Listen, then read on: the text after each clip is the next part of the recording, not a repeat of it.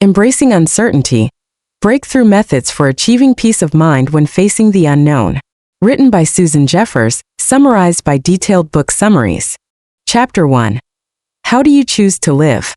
What if I told you that the biggest decision you'll ever make isn't about your job, your partner, your finances, or even where you choose to live, but about how you choose to relate to the unknown? That might sound strange at first, but when you think about it, it's this hidden relationship, your relationship with uncertainty, that quietly steers the course of your life. In Embracing Uncertainty, Susan Jeffers begins her journey with this bold and illuminating idea that the way we handle not knowing is more important than anything else we believe we can control.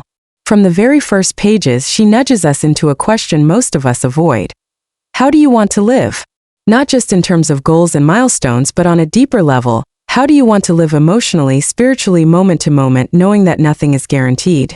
That the ground beneath your feet can shift at any time? It's a powerful opening because it doesn't ask us to change anything on the outside. It doesn't say we have to move across the world or quit our jobs or become someone new.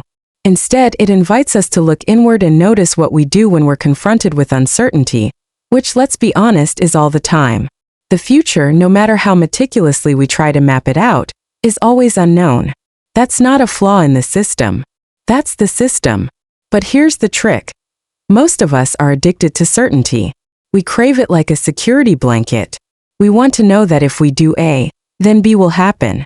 We want to believe that if we plan well enough, work hard enough, or pray long enough, then we'll get the outcome we're after. That will be safe. That will be rewarded. That nothing bad will sneak up on us. And yet, life doesn't work that way. And Jeffers doesn't sugarcoat it. She says it plainly.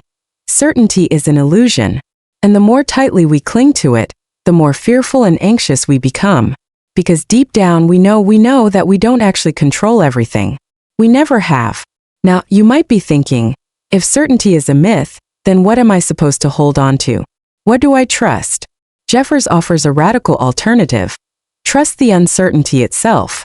Trust that even when you don't know what's next, even when the path is murky, there is still something within you and around you that can carry you forward. You don't have to see the whole map to take the next step. You don't have to know how the story ends to live this chapter well. She paints this beautiful image. Two people standing at the edge of a rushing river. One person is frantic, stacking rocks to build a dam, desperate to stop the water from moving. The other lets go and jumps into the current, arms wide, letting the river carry them to wherever it's going. That second person might still feel fear, of course they do, but they also feel freedom. That's the difference. Jeffers is inviting us to become that second person. Not because it's easy, but because it's the only choice that leads to peace. She talks about how our resistance to uncertainty, our effort to control every detail of our lives, ends up cutting us off from the richness of life itself. We stop noticing the beauty, the surprises, the little invitations from the universe. We become so focused on trying to force outcomes that we forget to enjoy the journey. And isn't that ironic? That the very thing we do to feel safe, clinging to control, is the thing that makes us most miserable? She doesn't just leave us there. She asks us to begin noticing the ways this shows up. To ask ourselves, what do I believe about uncertainty? When I don't know what's going to happen, do I freeze? Do I try to predict every possible outcome? Do I avoid making decisions altogether?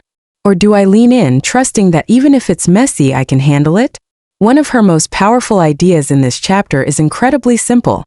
Uncertainty isn't just something to tolerate, it's something to welcome. Because inside that uncertainty lives all the potential, all the joy, all the transformation that makes life worth living. Think about it. The most magical moments in your life, the ones that took your breath away, probably didn't come from a detailed 5-year plan. They came out of nowhere. They surprised you. They emerged from the fog. That's not an accident. That's how life works. Jeffers encourages us to stop fighting that, to stop blaming ourselves when things don't go according to plan, and instead to start dancing with the unknown. And yes, that's scary, especially if you're someone who grew up believing that control equals safety. But she offers a lifeline. Instead of needing certainty, you can learn to trust yourself. You can cultivate the belief that whatever happens, I can handle it. That becomes your anchor. Not a guarantee that everything will go smoothly, but a quiet inner knowing that you are strong enough, resourceful enough, open enough to meet life as it comes. She suggests affirmations, not as magic spells but as reminders. Simple phrases like, "I can handle whatever happens," or "I trust the process of life." Say them often enough and they begin to shift something inside you. She also invites us to gently observe the places in our lives where we're demanding guarantees. Are we holding back from love because we don't want to be hurt? Are we staying in a job we hate because we fear the unknown of something new? Are we postponing a dream because we want to wait until we're sure it will succeed? And what if we didn't need that certainty anymore? What if we could move forward anyway? Jeffers touches on the spiritual too, not in a dogmatic way, but in a deeply reassuring one. She talks about the idea of a higher intelligence, whether you call it God, the universe, spirit, or simply your higher self. Whatever name you give it, there's something comforting about believing that life isn't random. That even when you don't know why something's happening, there's a bigger picture unfolding. That you're part of something meaningful, even if you can't always see the shape of it yet. And perhaps most importantly, she reminds us that letting go of the need for certainty doesn't mean giving up responsibility. It doesn't mean becoming passive. It means shifting from resistance to flow, from fear to trust, from needing to know what will happen to committing to how you will show up no matter what. As the chapter draws to a close, you can feel the tone shift. There's a softness, an invitation to breathe deeper, to relax your grip on the wheel. She doesn't promise that embracing uncertainty will be easy, but she does promise it will be freeing. Because once you stop trying to control the uncontrollable, you start to rediscover a sense of lightness, of possibility, of peace. You begin to feel, maybe for the first time in a long time, that you can live boldly even without a guarantee. And that's where the real journey begins. Chapter 2, Power of Maybe, the Value of Doubt. Let's try something for a moment. Imagine a question that's been sitting quietly at the edge of your mind lately. Maybe it's one that's kept you up at night. Something you haven't found an answer to, no matter how many times you've turned it over in your head. Should I stay in this relationship? Should I quit that job? Will things ever get better? Now, instead of reaching for a firm yes or no, imagine answering that question with one simple word. Maybe. Let it hang in the air for a second. How does it feel? For many people, that word feels uncomfortable, unsteady, like failure, like not knowing is some kind of weakness. We live in a world that worships certainty. We're expected to be decisive, confident, in control. So when we hesitate, when we admit we don't know, or that we're unsure, or that we're still figuring it out, it can feel like something's wrong. Like we're falling behind. Like everyone else knows exactly what they're doing. And we're the only ones who haven't figured it out yet. But what if that wasn't true? What if maybe wasn't a weakness at all? What if it was a superpower? That's the shift Susan Jeffers introduces in this chapter. A complete reimagining of what it means to live in doubt, to live without all the answers. She offers us the idea that maybe isn't something to avoid or apologize for. It's something to embrace. Something to cherish even. It's a door, not a dead end. She knows how hard this is. She knows the urge we all have to grasp at certainty, especially when we're afraid. We look for signs. We overthink our options. We consult friends, advisors, therapists, horoscopes, anyone who might tell us what to do. Because making peace with the unknown doesn't come naturally to most of us. We want the plan. We want the result. We want the answer. But the truth, the uncomfortable and unavoidable truth, is that we don't know what's coming. Not really. No one does. And Jeffers insists that's not a flaw in the system. It is the system. Life wasn't designed to give us full control. It was designed to challenge us, to teach us, to stretch us into who we're meant to become. And nothing stretches us quite like uncertainty. She introduces the power of maybe as a mindset, one that can radically shift the way we experience the unknown. Instead of demanding to know how something will turn out, we start to say, maybe it'll work out. Maybe it won't, and maybe that's okay too. Maybe something even better is on the way. Maybe I don't need to have all the answers right now. Maybe I'm already doing better than I think. This isn't about indecision. It's about openness. Jeffers wants us to get more comfortable standing in that wide, fertile space between questions and answers. Because that space, the space of maybe, is where life lives. It's where possibilities are born, where creativity happens, where unexpected solutions arrive. It's where we surprise ourselves. And yet, we so often try to skip that space altogether, rushing toward certainty like it's the only safe place to stand. But have you ever noticed how temporary that safety is? You make a decision and it brings relief for a while. But then something shifts. A new problem arises. Another fork in the road appears. And suddenly you're back where you started, uncertain. The truth is, certainty never lasts. Even when we think we have it, it slips through our fingers like water. And when we try to hold on to it too tightly, we end up anxious, brittle, exhausted. So what if, instead of fighting the uncertainty, we softened around it? What if we learned to live with it instead of trying to conquer it? That's what maybe offers us. It's not a passive shrug or a cop-out. It's a courageous willingness to sit with the unknown and trust that something valuable lives there.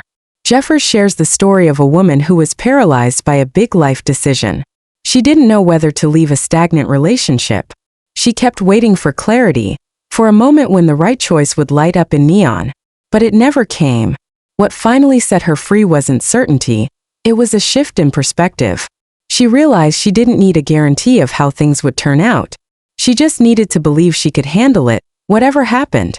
That was her maybe. That was the turning point. Jeffers wants us to adopt maybe as a daily practice, a mantra that we can return to whenever fear or doubt shows up.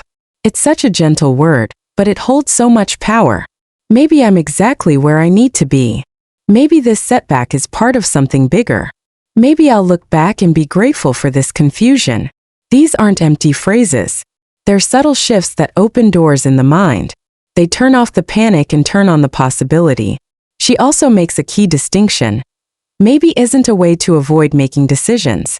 You still take action. You still make choices. But you stop demanding that life give you a full guarantee before you move. You stop needing everything to be clear before you act. You start trusting that clarity often comes after movement, not before.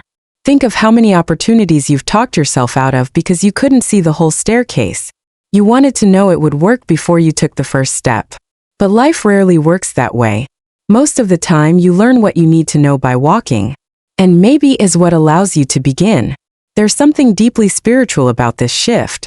Jeffers doesn't push any specific belief system, but she does suggest that maybe is a kind of surrender, not giving up but giving over. A way of saying, I'll do my part, and I'll trust that the rest will unfold in its own way, in its own time. Maybe I don't need to see the whole picture yet. Maybe I'm not supposed to. Maybe that's part of the adventure. It's a beautiful relief when you start to internalize that. You stop bracing for impact. You stop white-knuckling your way through life. You breathe deeper. You open wider.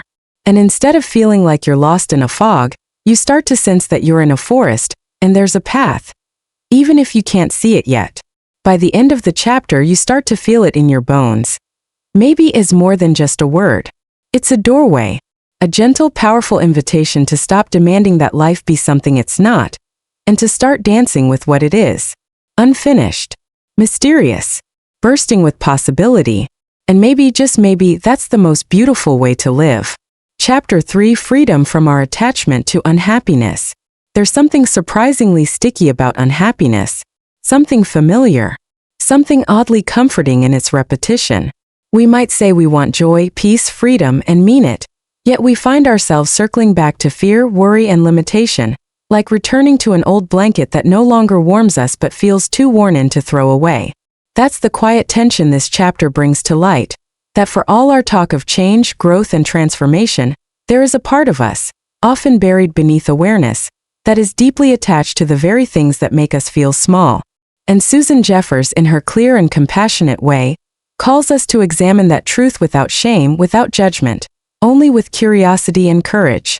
We become attached to our unhappiness not because we enjoy it, but because we recognize it. It's familiar. The anxiety we've carried for years, the self-doubt that echoes in our mind, the scarcity mindset, the I'm not enough refrain. These aren't just random thoughts. They're grooves we've worn into the record of our minds. They've become part of the internal soundtrack, so much so that silence, peace feels foreign, even unsafe. If you've ever found yourself uncomfortable when things are going well, as if you're waiting for the other shoe to drop, or guilty for feeling good when others are struggling or suspicious of ease, that's the voice of attachment to unhappiness. It whispers, don't trust this. You know how to survive and struggle. Stay there. It's what you know. Jeffers opens this door gently, never accusing, never pushing, but rather inviting us to look at ourselves more clearly, more honestly. She asks, what are you still holding on to? What pain have you gotten used to so much so that you've stopped questioning whether it even needs to be there anymore? What fear do you stroke like a well-worn stone in your pocket? Something to fiddle with when life feels too open, too expansive, too possible. It might sound strange, but many of us cling to what limits us. Not because we love limitation, but because it spares us from something even more terrifying. The unknown. We tend to think of fear as the problem, the roadblock. But Jeffers invites us to see that fear is only part of it. The deeper issue is our relationship to that fear. Do we believe it? Do we serve it? Do we assume it knows more than we do? Because fear will always be there. It's part of the human experience. But our allegiance to fear, that's a choice. One that's so often hidden behind the veil of realism, of practicality, of being smart. But really, it's just fear in a different outfit. She shares how we've become emotionally conditioned to expect struggle, how we often tell ourselves stories about the way life works, that joy is fleeting, that happiness is earned only through hardship, that the more you want something, the more life will try to test you. We've internalized these beliefs without ever stopping to ask, are they actually true? Or have we simply accepted them because they're familiar? And more to the point, are these beliefs still useful? Are they helping us grow? Or are they quietly keeping us stuck in cycles of self-sabotage, low expectations, and emotional inertia? That's a phrase Jeffers lingers on, emotional inertia. The idea that, just like a body in motion tends to stay in motion, emotions we've repeated tend to self-perpetuate. If you've spent years fearing abandonment, then even when someone stays, you'll find a way to doubt it. If you've spent years expecting failure, then even when you succeed, you'll worry it's a fluke. This is not because we're broken. It's because we're human. The nervous system learns what we rehearse. And what we rehearse we start to identify with. So what's the way out? Jeffers says it begins not with fixing but with noticing. Catching yourself in the act of retreat. Observing when you default to your unhappiness. When you grab your old stories like a blanket. This is just who I am. This is how life works for people like me. Good things don't last. None of these thoughts are facts. They're just thoughts. Habits of mind, and habits can be changed. But before change comes honesty, and before honesty comes compassion. You have to be willing to see where you're holding yourself back. Not with shame, not with blame, but with tenderness. You have to be willing to say, I see what I've been doing. I understand why. And now I'm ready to choose something else. This chapter pulses with that quiet invitation to stop defending your limitations, to stop arguing for your fear. To stop calling pain your identity. That doesn't mean we ignore pain, or pretend everything's fine when it's not. It means we stop letting the pain tell us who we are. You are not your anxiety. You are not your failures. You are not your fear of being alone. You are not your past. You are the one who notices, the one who chooses, the one who can begin again. Letting go of our attachment to unhappiness is not a dramatic act. It's not about one huge moment of revelation. It's about small steady shifts in awareness. A pause where there used to be a spiral. A breath where there used to be a reaction. A moment of softness where there used to be armor. And in those tiny shifts, something begins to change. A little spaciousness appears. A little curiosity replaces defensiveness. A little self-trust returns. And with it comes the deeper truth. We've never been afraid of the unknown itself. What we've been afraid of is being unprepared, being overwhelmed, being destroyed by the unexpected. But that fear is based on a lie, the lie that Chapter 4. Increasing the odds. Not just in the surface level way, waiting for a phone call or a meeting or a green light, but the deeper kind of waiting. The kind where you put your dreams on hold until everything feels safe. The kind where you delay living fully until you're ready. Until the fear disappears, until the signs are unmistakably clear. Susan Jeffers opens this chapter by gently but firmly inviting us to stop waiting. Because the truth is, certainty rarely shows up with a bow on top. The perfect moment, the one where you're unafraid and everything is lined up just so, it doesn't exist. And if you keep waiting for that moment, You risk spending your whole life in a holding pattern, motionless, afraid, convincing yourself that hesitation is wisdom when it's really just fear in disguise. Jeffers flips that entire mindset on its head. She asks, what if the very act of moving is what creates clarity? What if the fear isn't a stop sign but a signal that you're expanding? Think about that. How many times have you stood on the edge of something new? A conversation, a decision, a risk, and told yourself, not yet.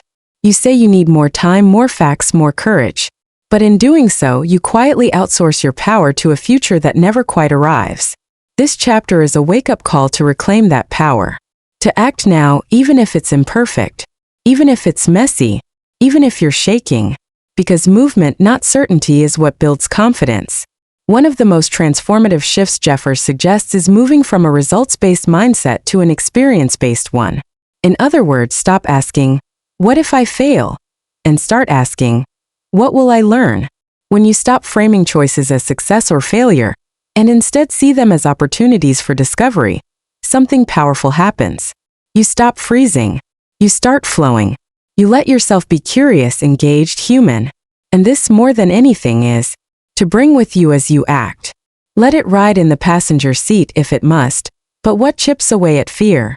Not control but motion. Not guarantees but presence. Chapter 5. Embracing the learning, where the grip of control takes center stage. If the previous chapter was about movement, this one is about letting go of our obsession with managing every outcome. Jeffers brings our attention to the stories we tell ourselves about control, how we believe that if we think hard enough, plan thoroughly enough, or stress intensely enough, we'll prevent things from going wrong. But life keeps showing us the opposite. Things happen. The unexpected arrives. What we feared sometimes comes true, and what we longed for sometimes doesn't. Rather than seeing this as a threat, Jeffers offers a liberating perspective. What if you don't have to control everything to be okay? What if life has a rhythm, a larger unfolding that you're a part of, not responsible for but intimately connected to? She calls this the big picture. Not as a spiritual doctrine but as a mental framework that helps soften your grip. When you zoom out, you start to see how even the painful or confusing moments often lead to something important. Like a puzzle piece that doesn't make sense on its own but becomes beautiful in context. And this is where the real work lies, resisting the urge to label everything as good or bad in the moment. Because in truth, we don't know yet. That failed job interview might make room for a better opportunity. That breakup might push you toward parts of yourself you needed to meet. That sudden detour might be the start of a new direction entirely. If you stay open, if you trust the bigger unfolding, then even uncertainty becomes less threatening. You begin to experience life not as a constant test, but as a living, breathing story in motion. So instead of fighting the unknown, Jeffers asks you to start dancing with it. To say, I don't know where this is going, but I'm willing to walk it anyway. And in doing so, you reclaim not control but trust. Trust that you're capable. Trust that the story isn't over. Trust that this moment isn't the whole picture. It's just a page in a much bigger, richer, and more surprising book. Chapter 6. Collecting Heroes. Perhaps the emotional heartbeat of the entire book, where fear is placed under a new light. This chapter doesn't treat fear as a problem to be solved, but as an energy to be understood. We're so quick to demonize fear, to make it the enemy, the obstacle. But Jeffers does something radically different. She treats fear with respect. Not obedience, respect. She invites us to listen to our fear, not to agree with it, but to understand where it's coming from. Because often fear is not malicious. It's protective. It's that part of you trying to keep you safe based on old wounds, past disappointments, or childhood scripts that never got rewritten. And once you realize that fear isn't trying to ruin your life but rather trying, albeit clumsily, to protect it, you start to build a different relationship with it. You stop waiting for it to disappear before you move. You stop needing it to be silent before you speak. You start saying, okay, fear, I see you. I hear you. But I'm still going. That's the key. Not getting rid of fear. Walking with it. Letting it be present but not in charge. Jeffers encourages you to talk to your fear. Literally. Ask it what it's afraid of. Ask it what it needs. Sometimes just naming it. I'm afraid of being rejected. I'm afraid of looking foolish. I'm afraid I'm not enough. Starts to loosen its grip. Because fear loves the dark. But in the light it shrinks. And once it shrinks, something new grows in its place. Strength, resilience, courage. Not because the fear is gone, but because you're no longer under its. Chapter 7. Finding your meaning and purpose. Where playfulness re-enters the picture. After all this talk of fear and trust and action, Jeffers reminds us of something we often forget in our seriousness about self-growth, that life is also supposed to be fun. That uncertainty, as terrifying as it can feel, is also the birthplace of creativity, joy, and delight. Imagine for a moment that life isn't a test you have to pass. Imagine it's an adventure. A wild, unpredictable, sometimes messy, often beautiful adventure that's meant to be explored, not conquered. What if you stopped trying to get it all right and just started getting curious? What if you let go of needing to know where it's all going and instead leaned into the richness of not knowing? That's what this chapter is about. Unburdening yourself from the need to predict and perfect, and instead embracing a spirit of wonder. The question becomes not, will this work? But what might I discover if I try? And when you make that shift, when you start approaching life not as a formula but as a playground, everything softens. Your choices feel lighter. Your setbacks feel less catastrophic. You begin to experiment again, to explore, to take risks not because you're guaranteed success, but because you know success isn't the only reward. Growth is, experiences, becoming someone braver is, and so the tension lifts. The fear still there becomes background noise. The trust, newly planted, begins to blossom. And you, maybe for the first time in a long time, begin to feel the stirrings of joy. Not because everything is certain, but because you're no longer held hostage by the need for it to be. You're living. Chapter 8. Embracing the ultimate uncertainty. Begins not with a jolt but with an invitation, one that feels less like instruction and more like a soft opening of a door. Susan Jeffers poses a gentle challenge to the part of you that wants certainty before you can say yes to life. You know that part, the one that hesitates, waits, plans, double-checks, then waits some more. That cautious voice that whispers, what if it goes wrong? What if it's too much? But Jeffers urges something very different here. She asks, what if the most powerful thing you can do is say yes anyway?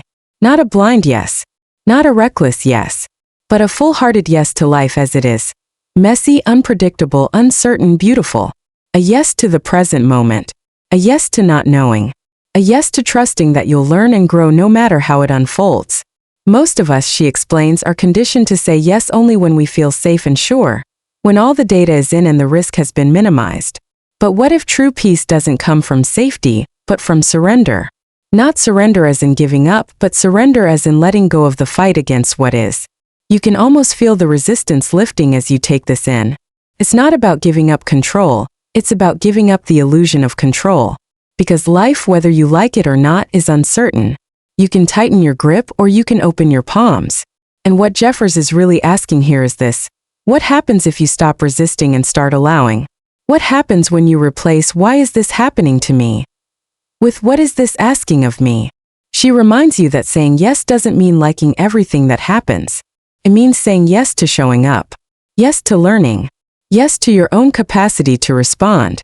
Yes to the idea that even in confusion you are still growing. That even in loss you are still whole. That even in pain you are still becoming.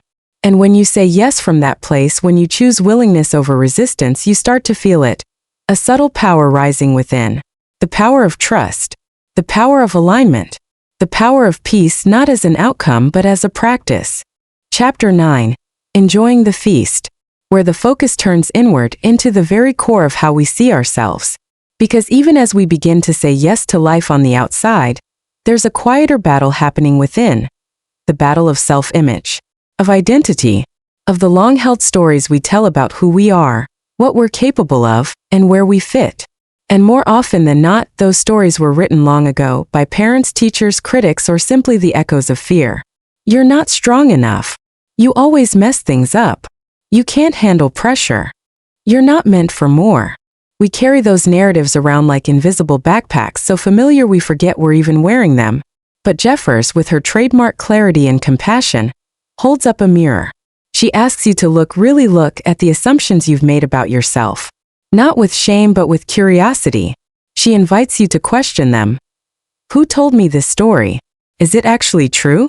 And if it isn't, what else might be possible? This chapter isn't about building a new, shinier identity. It's about loosening your grip on the old one.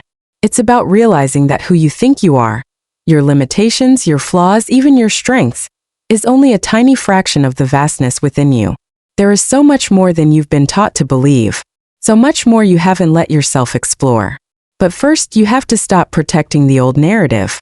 Jeffers encourages you to gently peel back the layers, to notice the voice that says, I can't, and ask, says who? To see the fear that says, you'll fail, and whisper back, that's not the point. Because when you stop needing to be someone specific, when you stop clinging to who you've been, you create space to become someone new. Someone braver. Someone freer. Someone more whole. Chapter 10. Let God worry about it. This is where the book leans gently toward the spiritual, not in a religious way, but in a human, grounded, heart-centered way. Jeffers begins to talk about our connection to something larger, the part of us that exists beyond fear, beyond personality, beyond even thought. You might call it the soul, or spirit, or higher self, or just a sense of calm presence that doesn't come from figuring things out, but from letting go. What she's pointing to here isn't something you have to learn. It's something you already are, but often forget. And uncertainty, as unsettling as it can be, is actually one of the quickest paths back to it. Because when life throws you off balance, you start looking for a deeper center. When nothing outside you is reliable, you start tuning inward. And what you find there isn't more noise, it's stillness. It's wisdom. It's that quiet, grounded knowing that says, you are already okay. Even now. Even in this. This part of the journey is less about doing and more about being. Less about trying to solve uncertainty, and more about learning to rest in it. And Jeffers reminds you that this inner connection isn't something distant. It's right here, right now, in your breath, in your awareness, in the way you choose to respond to this very moment. When you live from that place, from that steadiness beneath the storm, everything changes. You stop being tossed around by every fear, every outcome. You start to flow instead of fight. You listen more. You force less. And life, even when it's hard, starts to feel more like a conversation and less like a battle. Chapter 11. Making it a good news world. Where everything starts to integrate. This chapter is less about theory and more about embodiment. Less about ideas and more about practice. It's where Jeffers gently gathers the threads of all that's come before and weaves them into your daily life. Not as grand gestures, but as simple choices. The choice to pause instead of panic. The choice to breathe instead of brace. The choice to ask, what's the most peaceful thing I can do right now? It's about turning insight into action, and not in the overwhelming fix your life overnight kind of way, but in the grounded, moment-by-moment practice of returning to trust, of returning to presence, of remembering again and again that you don't have to have all the answers to live with peace. You just have to choose one small courageous step at a time. Jeffers gives you gentle, practical tools to help that happen. Simple reframes, gentle reminders, small acts of kindness toward others but especially toward yourself. She reminds you that you will forget everything in this book sometimes. You will fall back into fear, resistance, doubt. And that's okay. That's part of being human. The point isn't to avoid the fall. The point is to keep returning to your center no matter how many times you drift. And so, this chapter, and really this entire section of the book, becomes a kind of homecoming. Not to a life that's finally certain, but to a self that no longer demands it to be. A self that is strong, not because it controls the world, but because it trusts its own ability to meet whatever the world brings next. Unfolds like a soft landing after everything that came before. Up to this point, you've explored fear, identity, trust, control, and the fragile art of letting go. You've dipped your toes into the uncomfortable water of uncertainty and started to understand that peace doesn't come from predictability. It comes from how you show up when things are unpredictable. And now, Jeffers invites you to integrate everything. To take these ideas out of your head and root them into your daily life. What does that look like, really? It looks like small shifts. You pause before reacting. You breathe when fear rises. You notice when you're trying to force life into neat little boxes again, and instead you soften. You remind yourself that you don't need to know everything to take the next step. You remember that life is not a riddle to be solved, but a flow to be moved with. There's something deeply grounding in this, like realizing that uncertainty isn't something to overcome, but something to befriend. Jeffers brings the focus to simplicity. You're not expected to master everything overnight. You're simply invited to practice, to return again and again, to presence, to trust, to your own inner knowing. That's the rhythm now. Not perfection. Not control. Just a gentle, steady remembering that you have choices. You have tools. You have resilience. Even when fear whispers otherwise, even when things feel shaky, you can still choose peace. You can still choose love. You can still show up. Chapter 12. Be prepared. Which opens with a powerful and disarming question. What are you waiting for? Not in a judgmental tone, but in the most compassionate, soul-stirring way. Because the truth is, most of us are waiting. Waiting for the right moment. Waiting until we feel brave. Waiting until the fear goes away. But the perfect moment never comes. The fear never completely disappears. And life doesn't wait. This chapter is a call to stop waiting and start living. It's about recognizing that waiting is often just a disguise for fear.